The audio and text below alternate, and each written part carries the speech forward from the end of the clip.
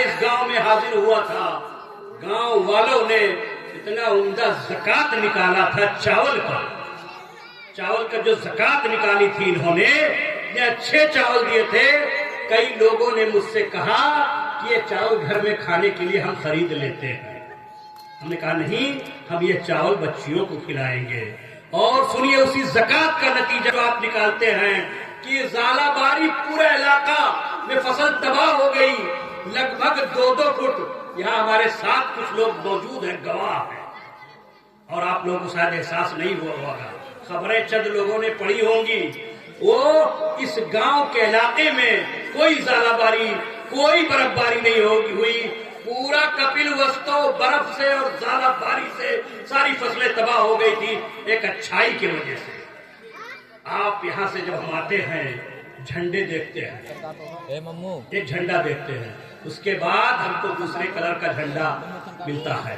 کٹھوا میں کوئی جھنڈا نہیں ہے، اب جب آپ ہرا جھنڈا نہیں لگائے تو دوسرے قسم کا جھنڈا بھی نہیں لگائے گا۔ 4 دن پہلے اپنے ایک بیٹی کے جنازے میں یہاں آیا ہوا تھا، 4 دن پہلے اپنے ایک بیٹی کے جنازے میں آیا ہوا تھا۔ جب میں جنازے سے فارغ ہو رہا تھا تو غیر مسلمین بیٹھے تھے کہ وہ بھی مٹی دیں گے۔ کہا کہ ہم لوگ بھی جو ہیں اہل حدیث ہندو ہیں، یہاں کا ہندو بھی اہل حدیث ہے، اور آپ کے یہاں سے اگر کوئی غلط پیغام جائے گا تو یقیناً وہ غلط پیغام جائے گا، اور ہم نہیں چاہتے ہیں دوستو کہ ہمارے ایسے موحد گاؤں سے جس میں صرف وحدانیت ہے، ایک اللہ کو ماننے والے ہیں، اگر غلط قسم کا رواج آپ نے ڈال دیا تو یقیناً کل غلطیاں لوگ اور کریں گے، اور ہماری بچیوں کی تصویریں غلط ڈھنگ سے وائرل ہو جائیں گی۔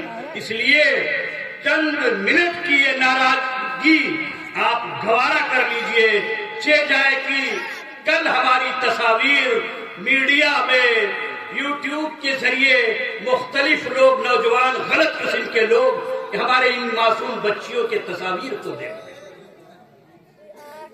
یہ حقیقت روز روشن کی طرح آیا ہے دوستو کہ آج ہمارا معاشرہ، آج ہماری سوسائٹی، آج ہمارا کلچر، آج ہمارا سماج اتنا خراب ہو چکا ہے کہ ہمارے اندر سے اچھائیاں نکلی جا رہی ہیں۔ تمباکو کی بات ہے جو ابھی مولانا نے کی، اپنا موضوع مولانا نے بدل دیا کہ تمباکو جو بھی کھاتے ہیں یہ حرام ہے، حرام ہے۔ شیخ ابن باز کا فتویٰ آیا، بڑے بڑے علماء کرام کھا رہے تھے۔ سن 1981 میں شیخ ابن باز نے فتویٰ دیا کہ تمباکو کھانا حرام ہے، بڑے بڑے علماء نے توبہ کیا، چھوڑا۔ ایک دیوبندی عالم دین آتے تھے ہمارے یہاں، میرے چچا مولانا عبدالوہاب صاحب ریاضی نے ان کو منع کیا، انہوں نے پھینک دیا تمباکو کے اس کو، اور گئے اپنے عالم دین سے پوچھے۔ ان کے عالم دین نے کہا کل بتاؤں گا، کل خبر دوں گا۔ وہ آئے کل دوسرے دن، کہا حرام ہے۔ کہا کل کیوں یہ بات آپ نے نہیں بتائی تھی؟